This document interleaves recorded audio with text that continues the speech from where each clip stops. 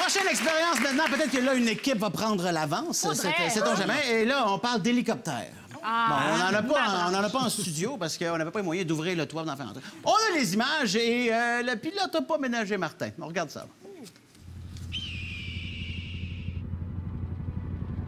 L'hélicoptère est un appareil fascinant. De par sa conception, il est en mesure de voler en demeurant exactement au même endroit, ce qu'un avion ne peut évidemment pas faire. Grâce à cette capacité, il est possible de manœuvrer un tel engin dans des endroits plus difficiles d'accès et même de permettre des missions de sauvetage. Nous sommes justement à l'École nationale d'aérotechnique à Saint-Hubert afin d'examiner de plus près le fonctionnement de l'hélicoptère.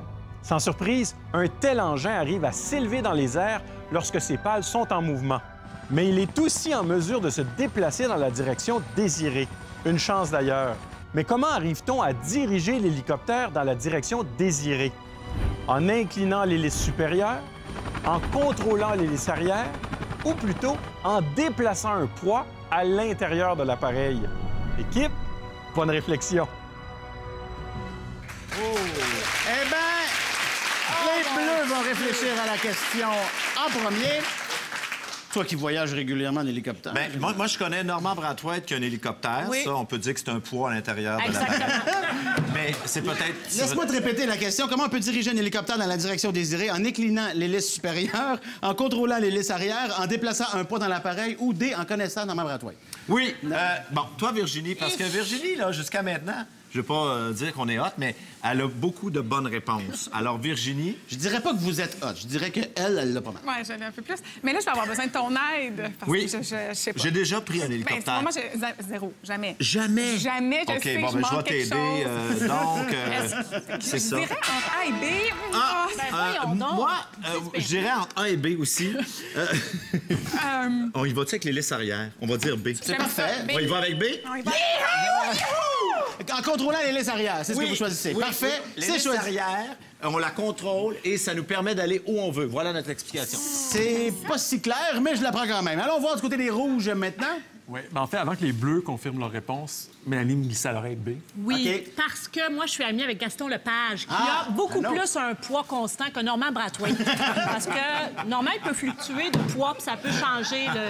on Mais élimine cette c'est variante-là. farfelu, ça. Ouais. Oui, le C est farfelu. Même Martin Henry, il l'a dit, même on le sentait dans sa voix. Oui.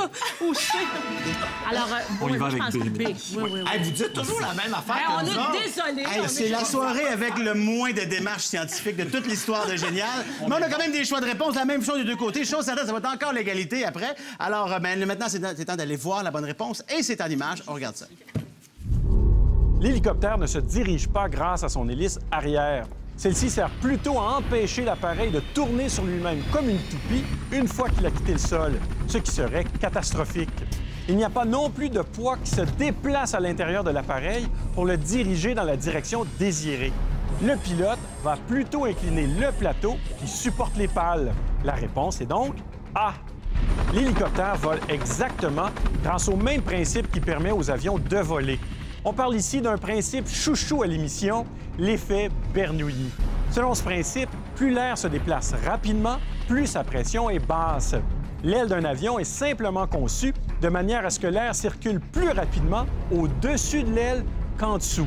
Résultat, il s'installe une zone de basse pression au-dessus de l'aile et cette différence de pression d'air contribue à pousser l'engin vers le haut et il s'envole.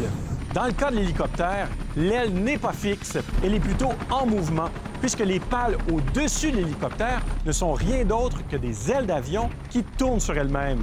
Grâce à l'effet Bernoulli, les pales subissent donc une force vers le haut lorsqu'elles sont en mouvement et l'hélicoptère s'envole. Lorsque le pilote veut aller vers l'avant, il pousse simplement le manche dans cette direction. Cette action entraîne l'inclinaison des pales vers l'avant. On dit alors que l'angle d'attaque est plus grand à l'arrière de l'engin qui subit une plus grande poussée vers le haut à cet endroit. L'hélicoptère pique alors légèrement du nez et il avance. Au contraire de son grand frère l'avion, l'hélicoptère est capable de voler dans toutes les directions, même de reculons. Il est même en mesure de voler plus facilement en rase-motte, ce qui en a fait un engin militaire de choix dans certains conflits armés. Le pilotage d'un tel engin demande beaucoup d'entraînement et d'habileté. Le pilote doit notamment utiliser en continu ses 2 mains et ses 2 jambes afin de maintenir l'hélicoptère dans les airs. Quand on pense que l'inspiration originale pour une telle machine était une toupie volante utilisée comme jouet en Chine il y a plusieurs siècles, on ne peut que constater à quel point l'ingéniosité humaine a réussi à se surpasser avec cette machine extraordinaire. Voilà, Stéphane. Eh ben voilà!